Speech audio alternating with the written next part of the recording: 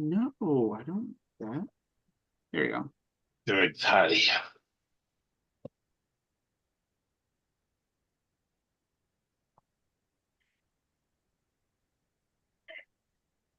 Harrison thinks there's a future in turning to Spinoza will help the working class unite. Adorable. Yeah, I don't remember if you were here or not. I think you were actually, but if you recall, the guy who said that was Ralph Dumain. We Yeah, threw we threw him out of our original group. yeah. Yeah, He we, kept we, off onto complaining about things. I mean, he every time he talked, it was a complaint or a no. That doesn't really mean what you think it means, and it was eventually it was just like I tried to engage him and like try to get him to read stuff and tried to get him to talk about this or that, and he kept shaking his head, and I was like, what are you even doing here if not to participate? I mean, I don't know. Ralph has a long history of getting thrown out of groups Does he? going all the way back to the 90s. Okay. I felt kind of bad at the time, but also at the time I was like, this is really disrupting like going forward. And eventually I just had to make a call. And the thing is, Ralph is much more mellow now than he was back in the 90s. Have you talked to him recently, Jim? Not recently, but talked to him off Okay. and on over the years. Yeah. What where does he live? Your neck of the woods? No, he's in DC, I think.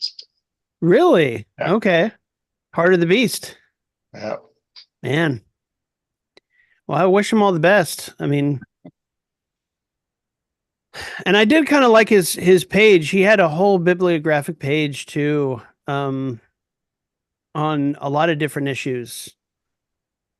I can't remember the name of it or the link. I'd have to go look for it. I think it's the autodidact page. Yeah, the autodidact. Exactly. Okay. All right. So, folks watching on YouTube, we're doing Hegel, and we're going into the doctrine of the notion, or also known as the subjective logic.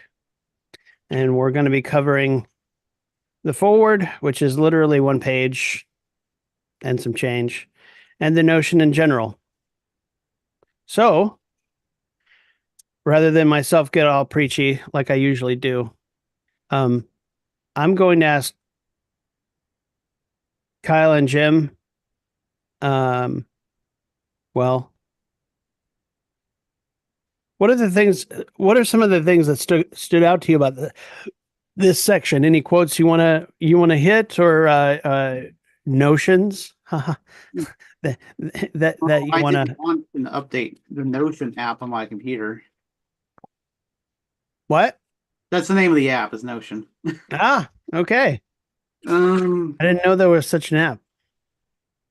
it's in one of those productive note-taking apps. Um,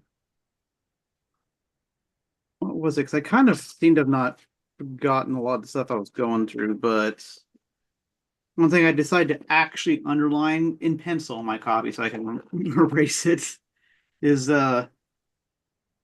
kind of, I guess, a reflection back from having they made a transition to being an essence that, because cause being illusory being, the revelation that the illusory being of causality, which appears as cause, is illusory being. The infinite reflection into self, namely that being is and for itself, only insofar as is posited, is the consummation of substance. I think that kind of got me something I've been missing before, is that, again, maybe it's because I'm understanding dialectic more, is that you have two different paths going at the same time, two different viewpoints that both describe the same thing. And so I guess that's Yeah, understanding as how it's being, how it's capable of being in and for itself, is that it in fact requires to define itself in this context helped me a lot more. It yeah, felt like it was they weren't happening at the same time, almost felt like Sorry if I missed it, but did you read a quote? Yeah. Yeah, what page? 580. Okay. And where was it real quick? Just Top of the page. okay. This infinite reflection into self, namely the being. Well, I guess the start of the sentence that helps make that make sense starts 579, but Yeah. Yeah, yeah. So this infinite reflection into self, namely that being is in and for itself only insofar as it is posited, is the consummation of substance. Uh, okay, so so what does this mean?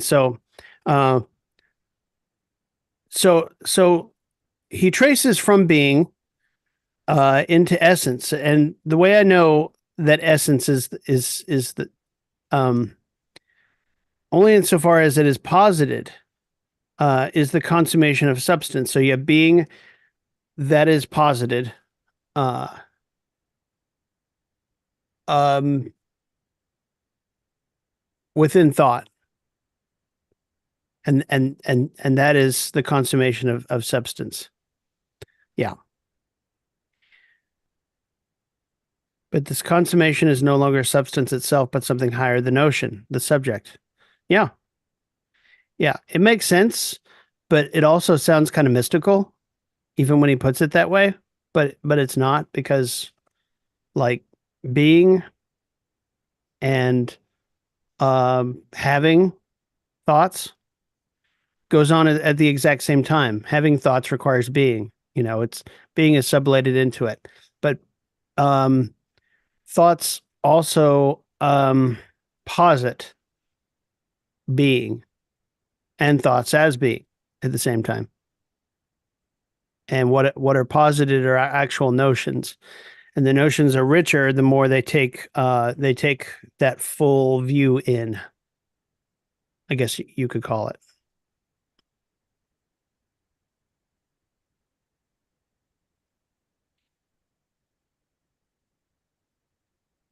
Yay. what? There's some term someone used about Hegel seem to make more sense. He's like a not necessarily mystical realist, but the kind of mystical rationalist. It's rational toward the end. It's throughout the whole process. It just kind of there's a sense of mystical from the way he describes things because later on it just has that feeling like it comes out of nowhere, but you know where the exact logic of it came from. Actually, Uh, I know what you mean, and Yeah, and I think I used the word wrong when I said mystical because yeah.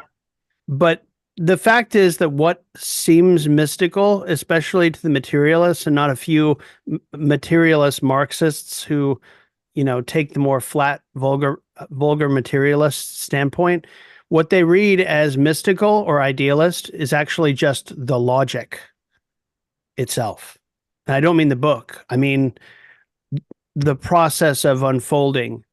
And the irony, the supreme irony of this is that if you open up Capital under Marx's own pen, he uses that logic to unfold the Modern. the actuality of the commodity in the exact same logic. So that you might as well say Marx is an idealist and a mystic when we know that's not the case. I was trying to remember where it came from. It's like, and I realized, look at this, Finlay, J.N. Finlay. I think is he one of the translators at some point? He uses the term a lot. Is sent to the absolute. So I guess I'm not really. But it's commonly more appropriately used against actual more quacks. Yeah, I can see it being it's quacks. it's Right. it's funny you say that because most people reference Marx to talk about how Hegelianism has been has been sort of proved wrong, and then when they make the reference and you go check the reference, what Marx actually means is the Hegelians who came after Marx, or not a few of the utopian communists who try to use Hegel and fail, utterly fail, fall on their face, and follow Schelling or Fichte or even Kant. And those are the people that Marx and Engels criticize, not Hegel or the logic, but that they're contemporaries who are all getting it wrong. And the history gets recapitulated later on within Marxism. I mean, during the First World War, Lenin was spending time reading the logic, writing notes on it. Yeah. Wasn't And- one of his quotes that in Hegel's most idealist work, he's also the most materialist? Yeah, that comes near the end of his reading of the logic. Let me see if I can find the quote. It'll just take me a second. I've got it right here. Yes. I know, show off.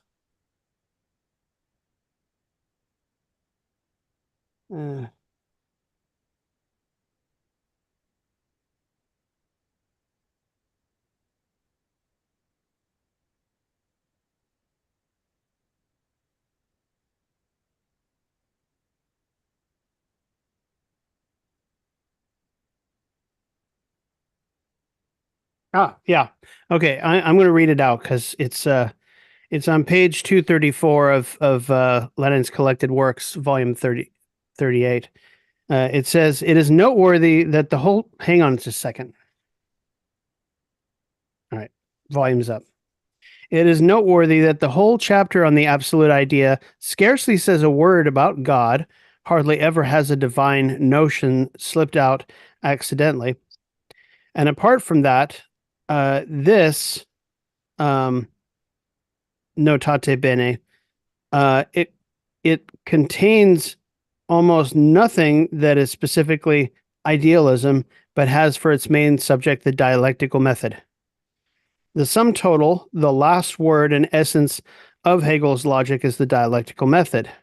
This is extremely noteworthy, and one thing more, in this most idealistic of Hegel's works, there is the least idealism and the most materialism, contradictory but a fact. And that's Lenin's take.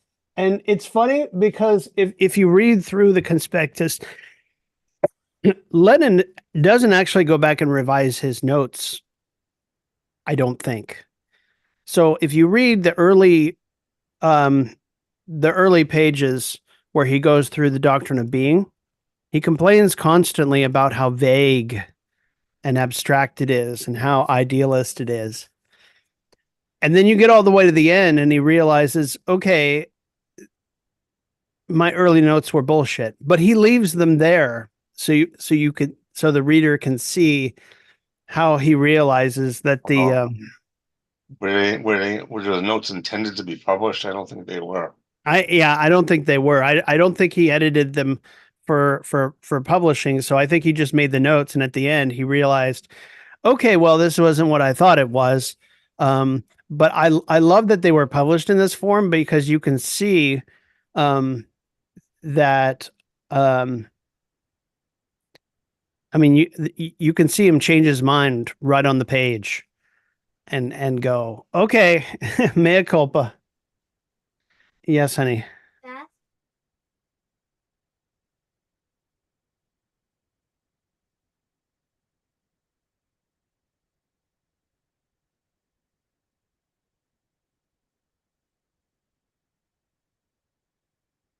Sorry. So yeah, Lenin being able to read his course of development is actually very helpful. Yeah. I remember reading a long time ago about Lenin. That was when after the Bolsheviks were in power, they had decided certain right-wing academics ought to be exiled. And some committee or groups drew up a list of these people, submitted to Lenin for approval. And Lenin recognized one of the names. It was a guy who was a Hegel scholar, and Lenin had actually read some of this guy's books. And Lenin thought pretty highly of him. So I said, no, we don't exile this guy. Yeah. That's awesome. Uh,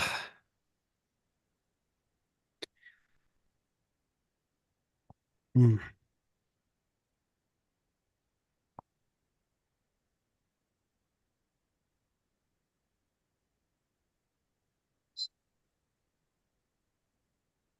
Kyle, have you read The Expanse?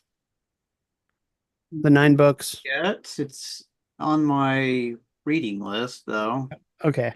I just finished it, and man, I don't know if you've seen the TV series or know anything about it. Okay. All right. If you don't know anything, then don't I worry know a about it.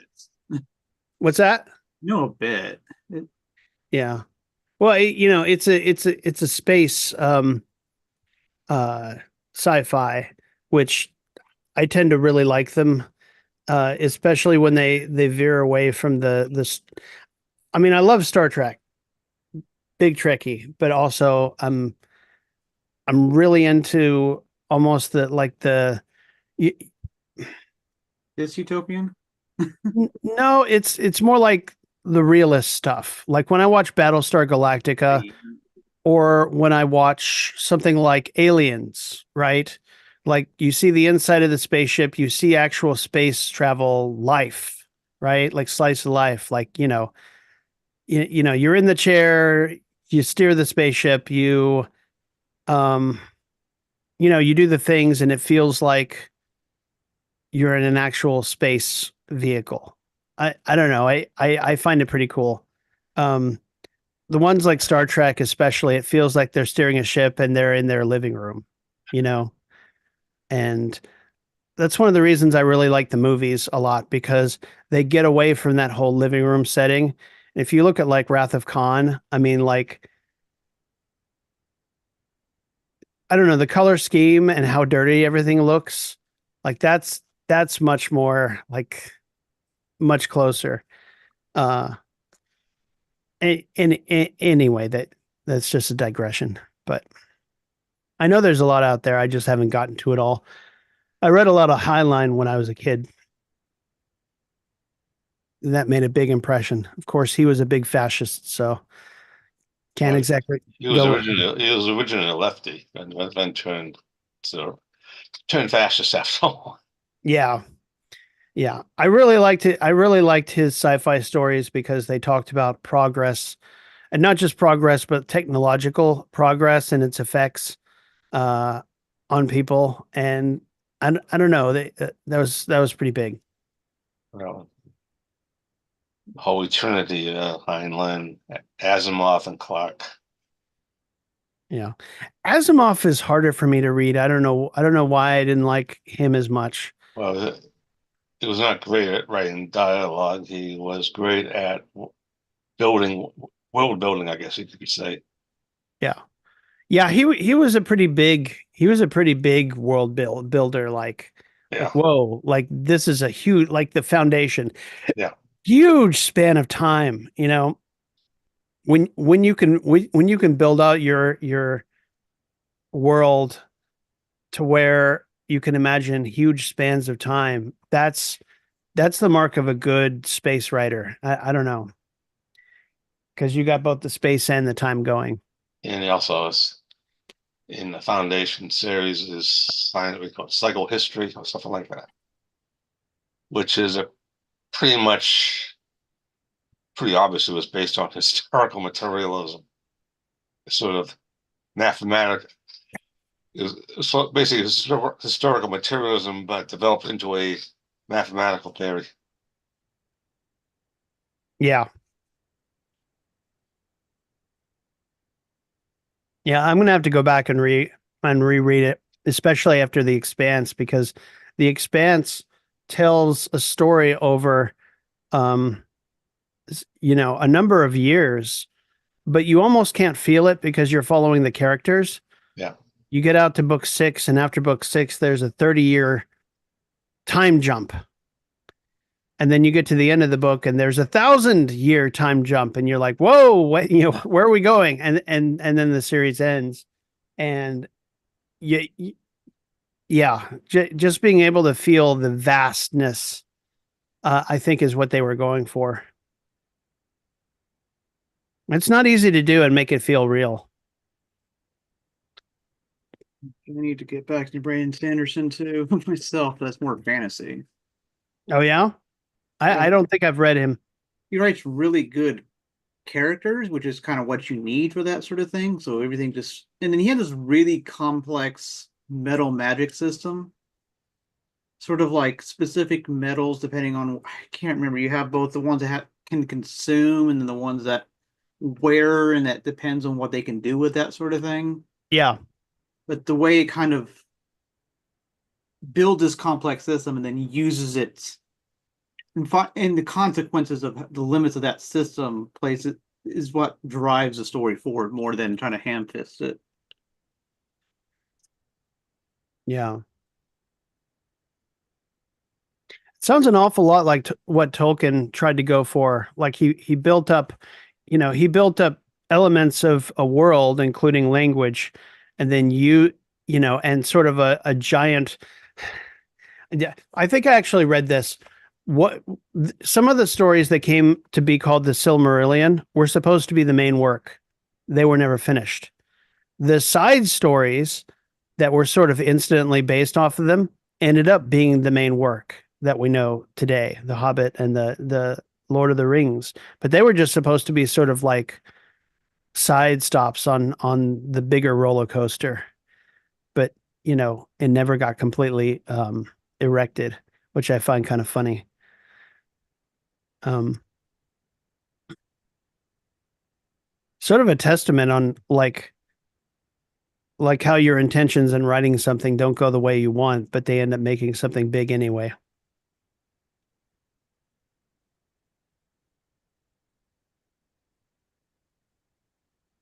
What's your hat say? Oh, undiagnosed, but I'm pretty sure. Per- you and me both, buddy. Yeah, that's awesome. Hmm. Okay, so Yeah, so notion in general. Hmm? still thinking back to that same thing. This is the part where we go from, instead of talking about, shoot, I forget what, the transitions in being and then the reflections in essence, we got the development for notion, which, I had the kind of a grasp on, but not a firm grasp like Hegel says. So I've already lost Yeah. it. The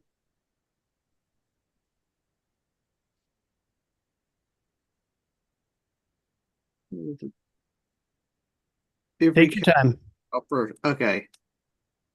Every category is self-referential. Yeah. Okay. Just quoting from Harris to the point. Yep. Uh, Yeah, please do. therefore, we find this here. What is being here explained? Oh yeah, the concept of the concept, because 2/3 of the book is building up to his actual main point of the book. As we have seen, because the concept is immanent in being of essence, or dialectic has been its dialectic, its own self-development. So the whole in logic is in a very important sense a theory of the concept. Now we're about to embark logic, proper logic of logic.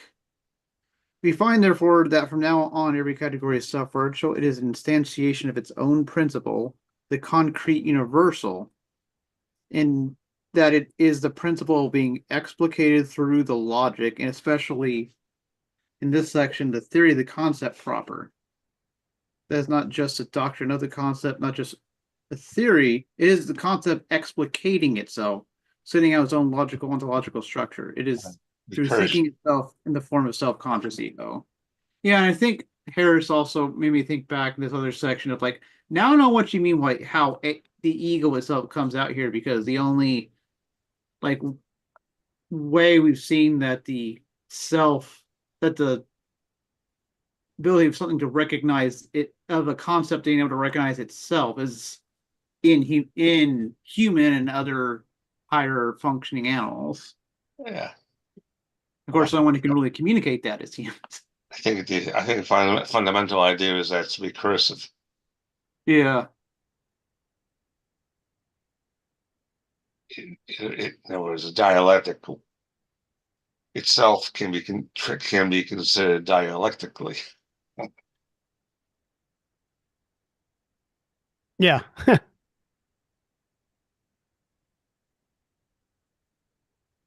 Hegel doesn't use. I don't think anybody used the word recursive in Hegel's day, but that's basically what he was arguing. Right. It's the immediate that's the mediation of all mediation. In recursion, I think it was introduced. I think it was originally an idea in mathematical logic, and it's a basic concept in computer science. But Yeah. that's of course all after Hegel's day. So, but basically, that's the kind of thinking he was doing.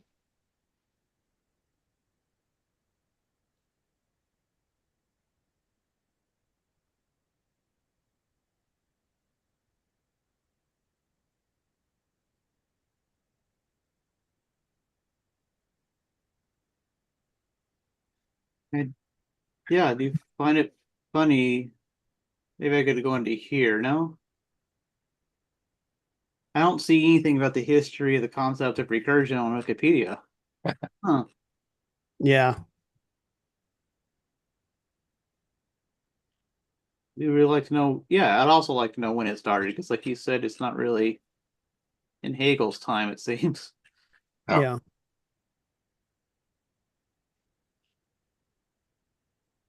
Mm. Okay, we have computer science. Oh, computer science, you have the idea. Well, not just computer science and in math too, but you have the idea of recursive functions. But it's a pretty important idea in computer science.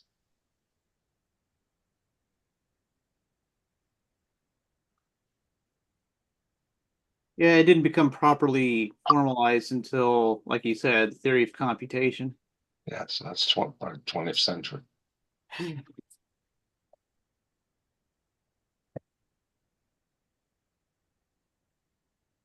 I find the quotation on 588 really kind of interesting and helpful. I'm just going to start reading it because I think it answers an awful lot about how the logic is supposed to look and work and all of that. So he says, this is 588, halfway down. A capital misunderstanding which prevails on this point is that the natural principle or the beginning, which forms the starting point in the natural evolution or in the history of the developing individual, is regarded as the truth and the first in the notion. Now, in the order of nature, intuition or being are undoubtedly first or are the condition for the notion, but they are not on that account the absolutely unconditioned. On the contrary, their reality is sublated in the notion, and with it too the illusory show that they possessed of being the conditioning reality. When it is a question not of truth, but merely of history, as in pictorial and phenomenal thinking, we need not, of course, go beyond merely narrating that we start with feelings and intuitions, and that from the manifold of these, the understanding exacts a universality or an abstraction, and naturally requires for this purpose the said substrate of feelings and intuitions, which in this process of abstraction remains for representation in the same complete reality with which it first presented itself. But philosophy is not meant to be a narration of happenings, but a cognition of what is true in them, and further on the basis of this cognition to comprehend that which in the narrative appears as a mere happening. So given this, Marx's theses on Feuerbach, we can pretty much locate a pretty interesting fact, and that's that Marx and Engels, in concentrating on the materialist, are really backfilling something that isn't well understood. Okay. I think Marx and Engels knew that, you know,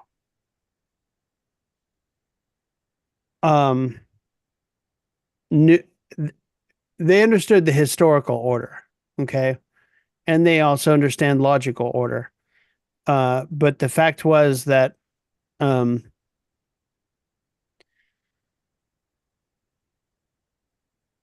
I think in their era, which was post Hegelian and was more Schellingian, that there was more a push to make everything about ideas, and ideas were free floating in that German atmosphere still because the Hegelian grounding of reality had been pushed out by by Schelling, by Schopenhauer, by Wilhelm, whoever the fuck for the fourth, or and by the time Marx and Engels got in there, you know, it it isn't just straightforward to say, well, take a Hegelian understanding, and you got it, because most people had lived to see the dragon's seed expire within the decades after his death.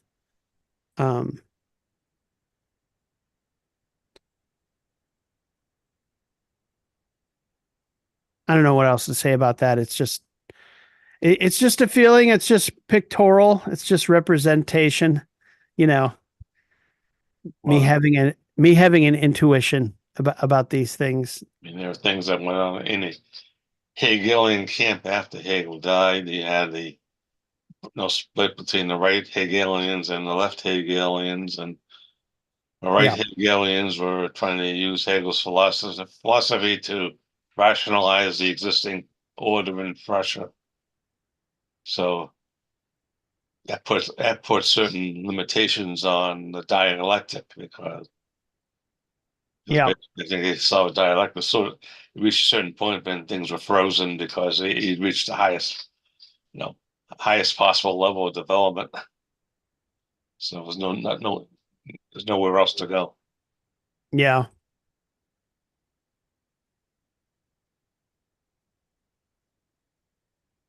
And then there were the left Hegelians, but Marx was originally identified with them, but then he saw there was a lot wrong with them as well.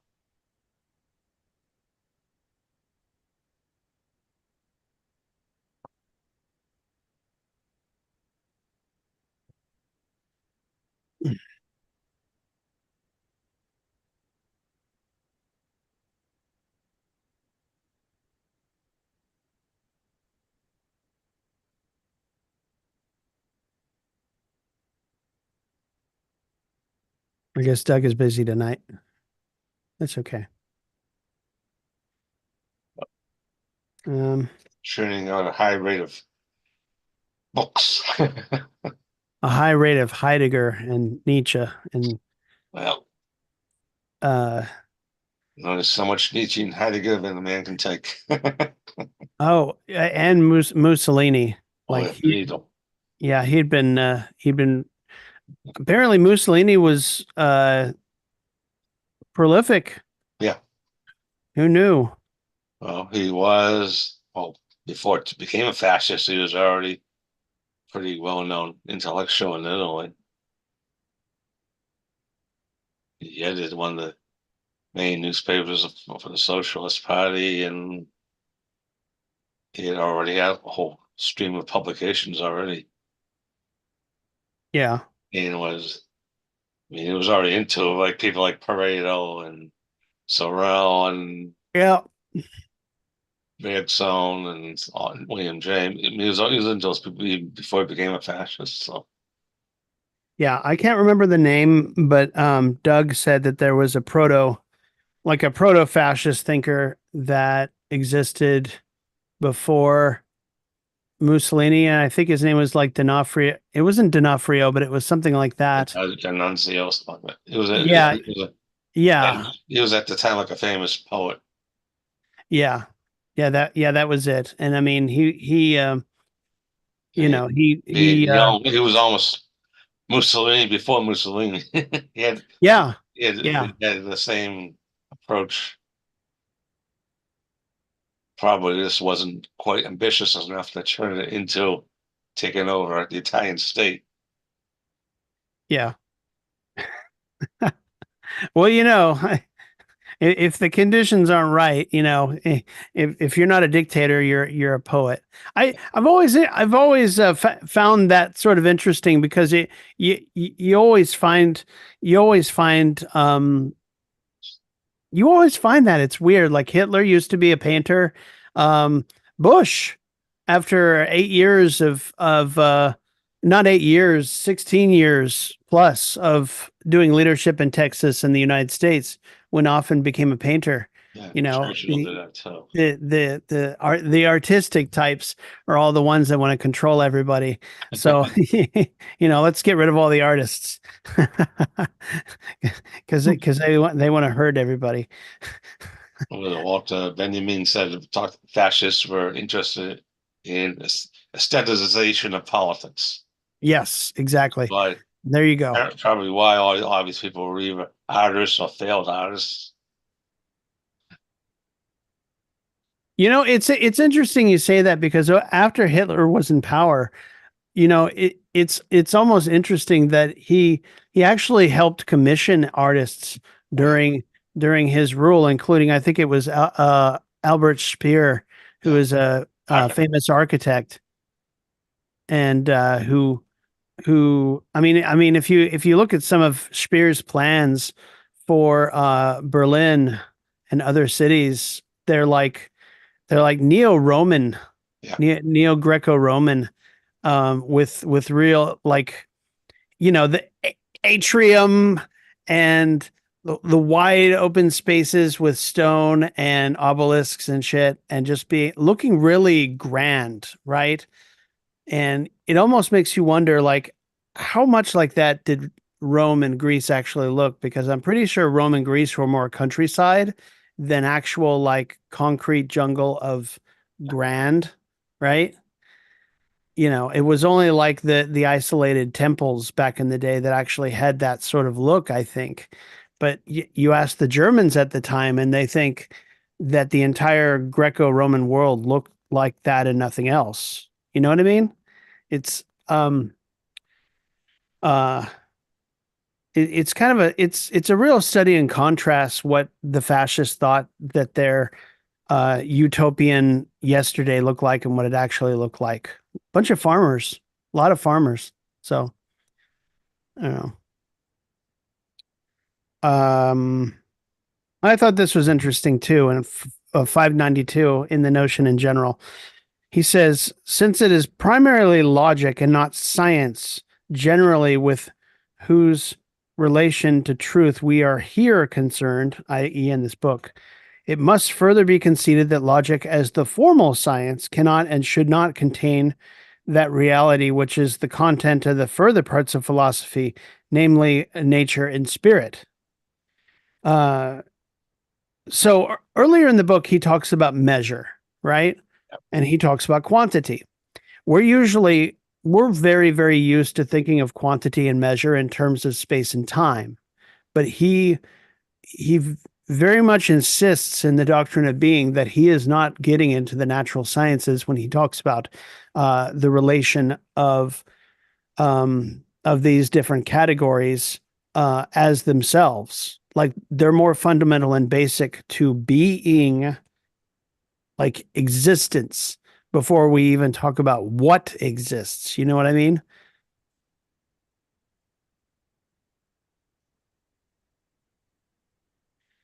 And he says, these concrete sciences do, of course, present themselves in a more real form of the idea than logic does. But this is not by turning back again to the reality abandoned by the consciousness which has risen above its mode as appearance to the level of science, nor by reverting to the use of forms such as the categories and concepts of reflection, whose finitude and untruth have been demonstrated in the logic. On the contrary, logic exhibits the elevation of the idea to that level from which it becomes the creator of nature and passes over to the form of a concrete immediacy, whose notion, however, breaks up this shape again in order to realize itself as concrete spirit. Very interesting.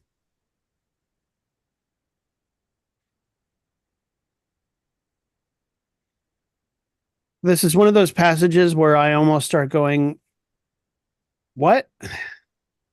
Logic exhibits the elevation of the idea to that level from which it becomes the creator of nature and passes over into concrete spirit.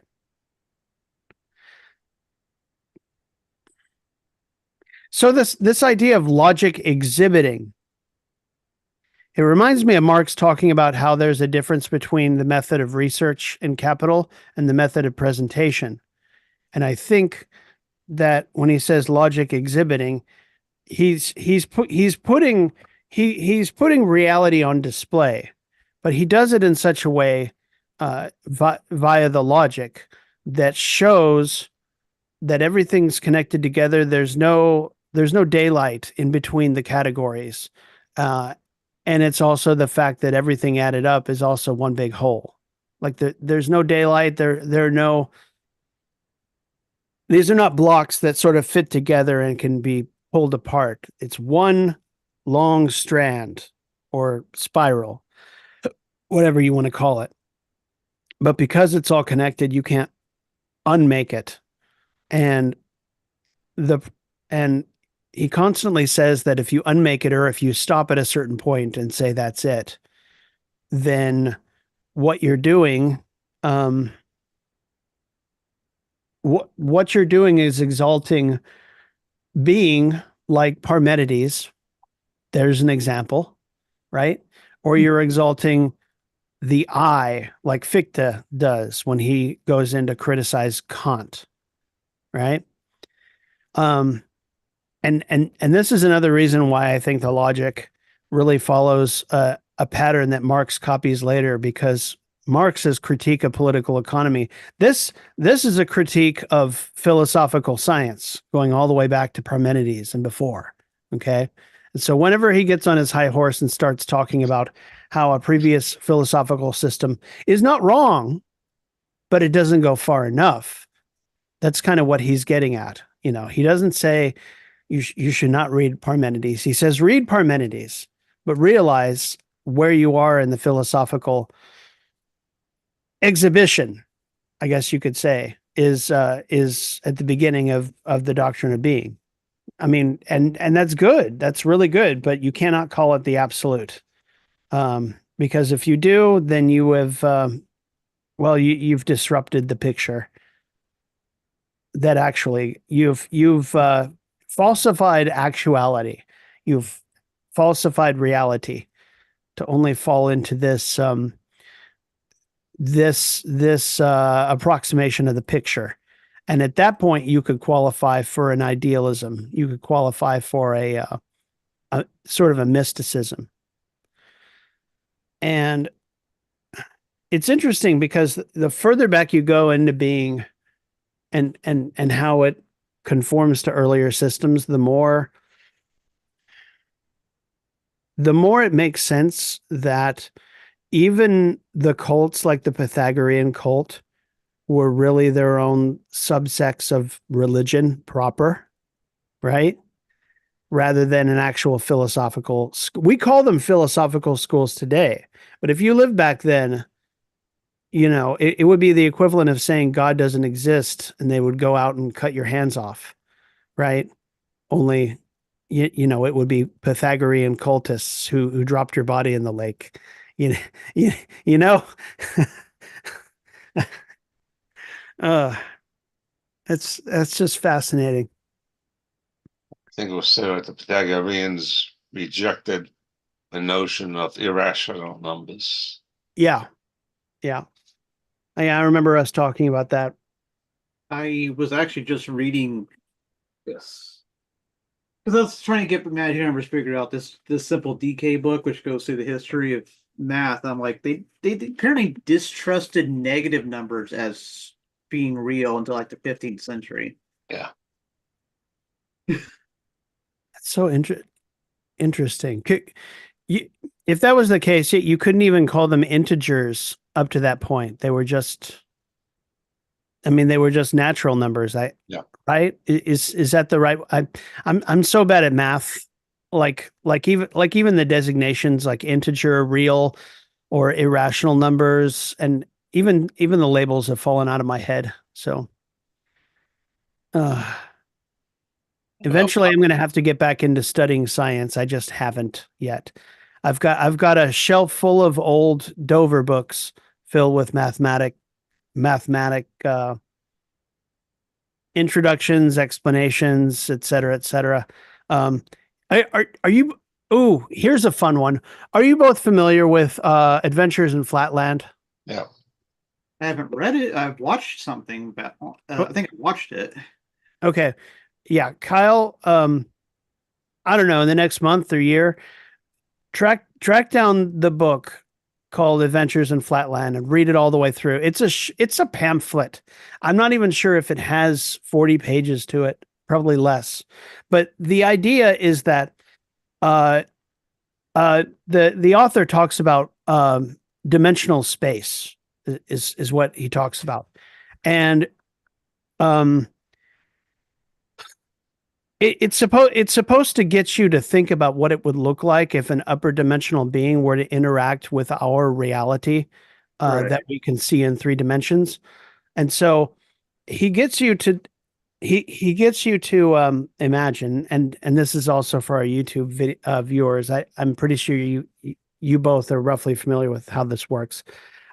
He gets you to imagine a 2-dimensional reality, and you're going about your life in 2-dimensional reality when a 3-dimensional object interacts with your 2-dimensional space.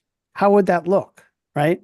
So he talks about a family home with a bunch of, the 2-dimensional people going about their day, and they're interacting with points and they're interacting with lines. They don't interact with planes because the plane is actually what we would think of as the 3D space. That's just the space, right? So points and lines are your points of reference.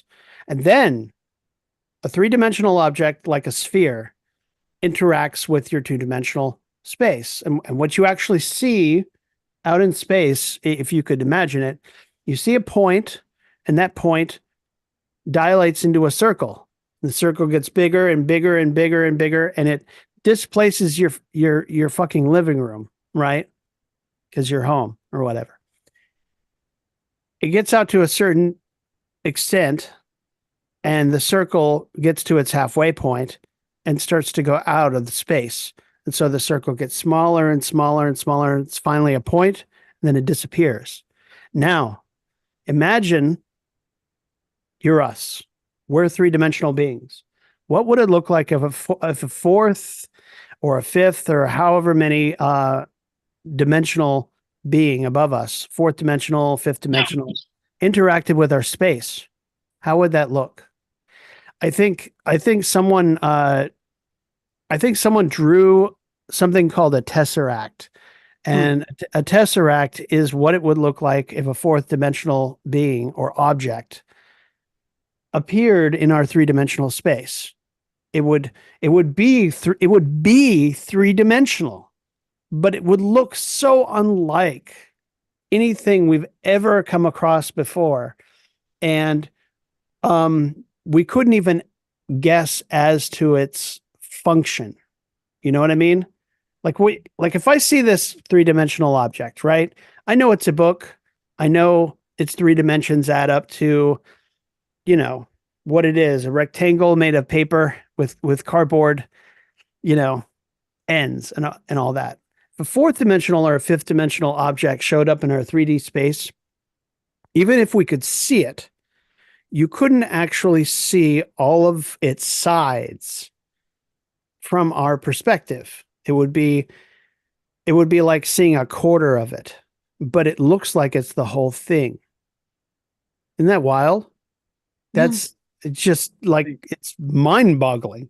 Well, trying to think that from another perspective, back to Hegel, is if I'm trying to understand how he talks about space and time just briefly in the philosophy of nature. Yeah. So space, obviously, it's three dimensions expanding out to effective infinity. And yet somehow, time is like the opposite. It's all into a singular point. I almost want to kind of interpret that as like a fourth dimension that connects to every three-dimensional point.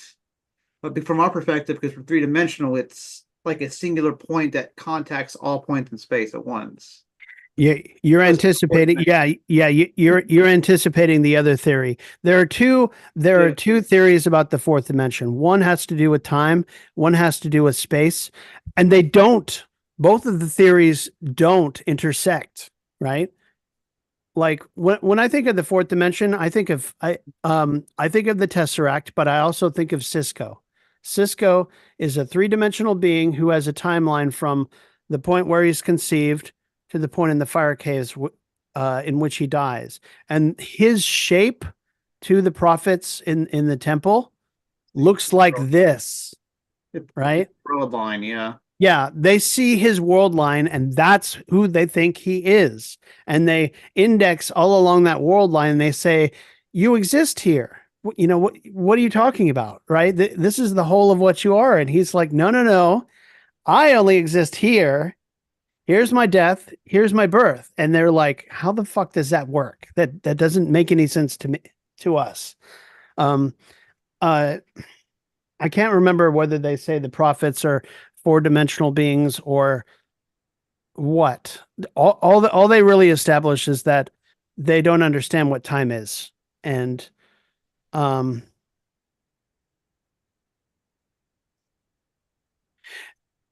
it makes me wonder whether they don't understand 3D space, or if they don't understand 3D space and 4D space and they're much higher. Because they can interact with 3D space, and they do for 10,000 years. Right? I'm gonna say because fourth dimension is really more what you choose for it to be, because there's like potentially 11 dimensions, and string theory, we don't know how true that is right now, right? I've heard from some sources that string theory is bunk, and they need to go back to the fucking drawing board. But I digress, because I can't actually tell you anything about why or I'm how. just saying the choice of space or time being the fourth dimension is arbitrary, because it could be more than that. Yeah. Right? Yeah. It's interesting. What I'm trying to mean there. Yeah. No, it goes back to that main point. Like, both of the theories of the fourth dimension don't actually intersect very well, because one is about what a spatial object would look like, and one is about how time functions in that extra. The fourth dimension is the time dimension, but it's also thought of as spatial. I'm sure someone who knows higher mathematics than I do and is familiar could probably tell me it's both, and here's how they interrelate, but I've never actually read anything on that. It's actually have a copy of the book of gravitation. It's like a graduate level. Gravitation. Yeah. So you got that graph, right? You got the graph, and you've got the sun in the middle, and the space curves, but also time curves. Yeah. Right? At the same time. Gravity works. Yeah, which is why if we went to another planet, time in Earth years would go much quick. Like, I think they showed this in a movie. Like, in the movie, the musical score ticked off like a second and a quarter. Or no, a day for every second. Something like that. You'd hear these tick, tick, tick, tick, and it meant days on Earth while they were on the far away planet, because the further away you get from Earth, the faster time speeds up on Earth for you relatively. Is that right? That's right, isn't it? So like if you went on a space mission, Yeah, you're talking about traveling near, close to the speed of light. yeah, You're yeah. moving less through space, less through time, more through space. It's interesting because even if we came up with light speed travel, we travel out to a planet, travel back, and hundreds, maybe thousands of years would have elapsed on Earth Yeah. by the time we get back, which is not convenient at all for running a galactic empire. You know? um, and I think sci-fi writers know that, and so they try to get around it by saying, well, it's not actually the ship that's moving at the speed of light. We're just curving space around it. Yeah. And Something like that.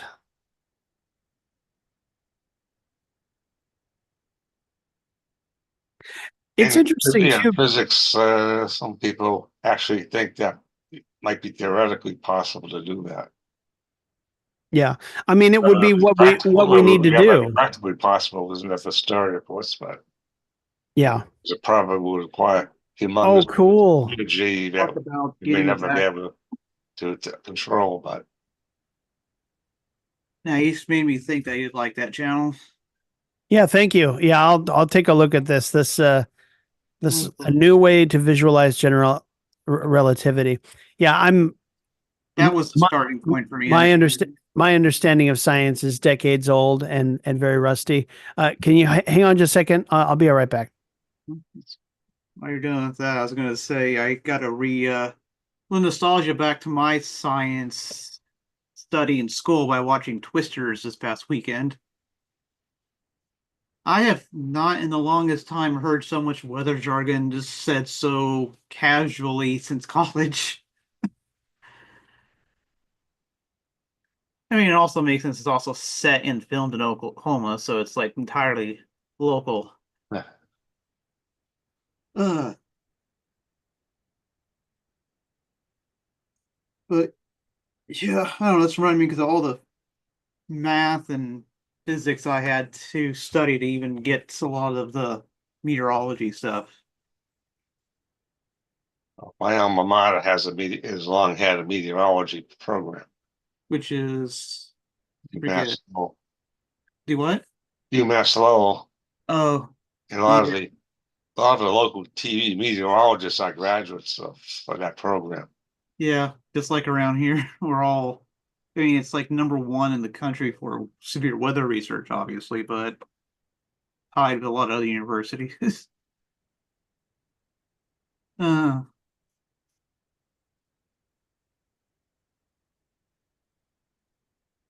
oh well.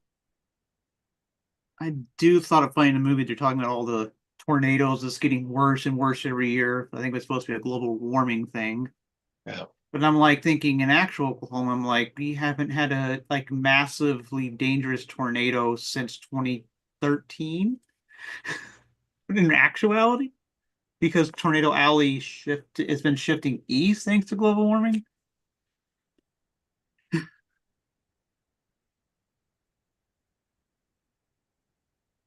But I'm really interested in learning how the research is they use modeling to determine, oh, you can see the clouds, but these, and then the other thing to observe the moisture, just kill a tornado, which might actually be real, I'm assuming is real research.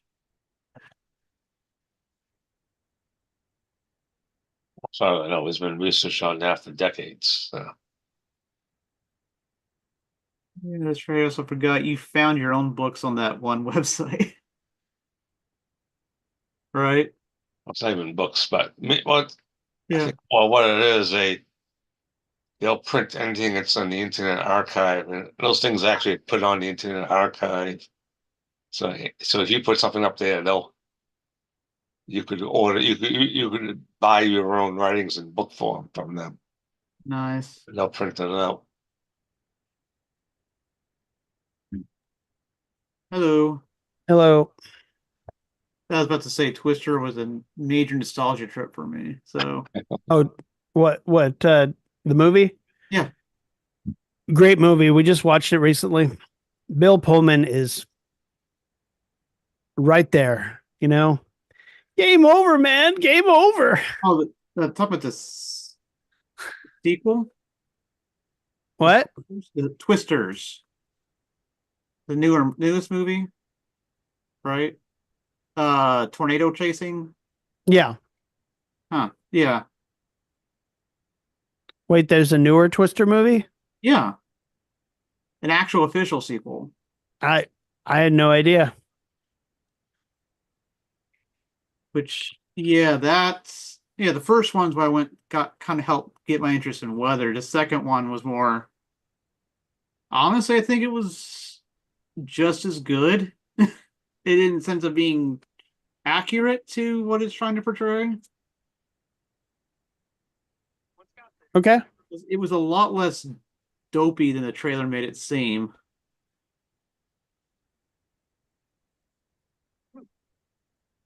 But yeah, that was my field of study. Okay. It's just talking about reinterest in science. That's something I've been reinvestigating.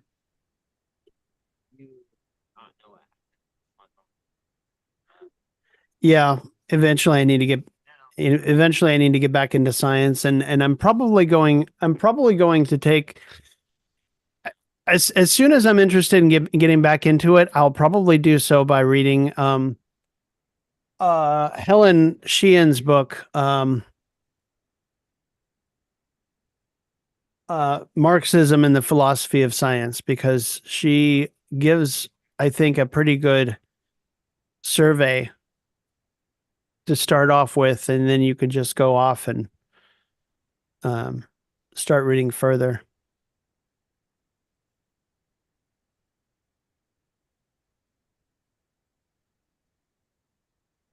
It's kind of amazing to think about how bourgeois science uses the commodity fetish in different forms to sort of crown quantity like the end all be all of science, um, and figuring out how our reality works. Kind of like it doesn't quite, it's almost like it goes backwards toward being, but stops at quantity as being like the from the reverse direction being the absolutes. Yeah, because we've got measure and we've got quantity, but when we start to talk about being, like, quality, that's when things start to break down, and only the really like top scientists really get past quantity into quality, and that's where you get like relativity. That's where you get Newton uh going past just simple numbers, and you're starting to get into physical interaction and so forth. I really wish I knew more about this stuff, because then I could match it to places in the logic like you just did, and go like, this is where uh where the geniuses came from, I guess you could say, or what we think of as geniuses.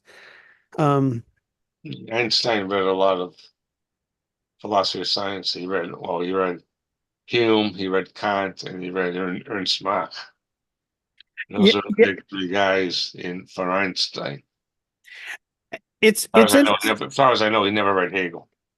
Well, it's interesting you say that, because I think if that was the case, he probably developed his science and his insights in criticism of them, Yeah. rather than basing it on them um, in particular.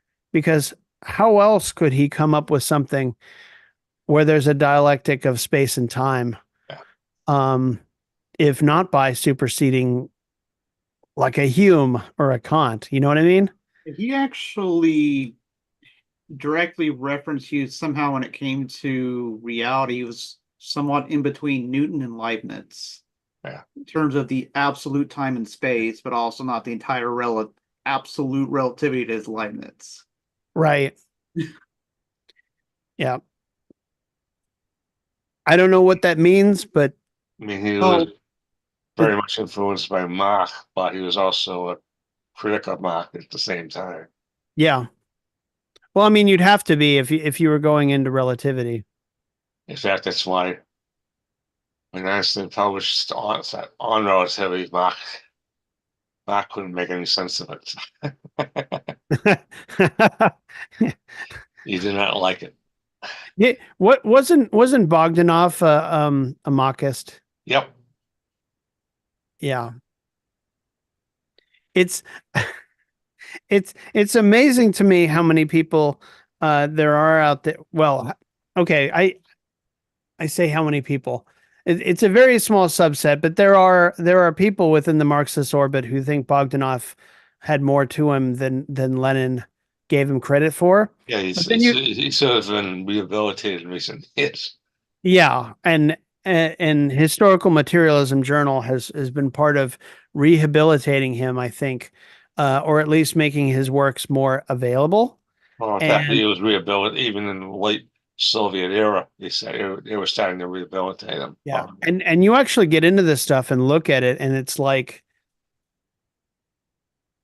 you realize what the shortfalls were, Yeah. As Machists. The thing about Mach, it was in the Anglo-Saxon world, most of the philosophy of science in Britain and the US, it derives from Mach. Yeah, So logical positivists and much of pragmatism.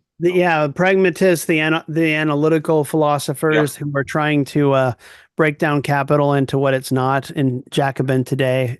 Ben Burgess is one of those analytical philosophers who's using Jacobin as as sort of a lighthouse to I don't know, to make Marx friendly for bourgeois philosophical departments. It's kind of sad. Yeah. Next time Doug is here, we can talk to him about that. He knows a little bit more than I do about that. But all right, it's 9:08, and I think we've driven this train as far as we can. Although, we could say a lot more. How about we look at reading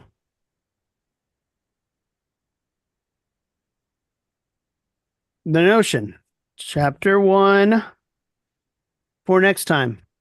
I know it feels like we're speeding up a little, but I also feel like there's no real reason not to. Is that cool with you guys? Yeah, it's kind of like things are becoming easier to read, even in their complexity. And I mean, you and I have already read this. Yeah. Yeah. And I mean, we've already gone through it all together in the encyclopedia. So yeah, chapter 1, The Notion, from page 600 to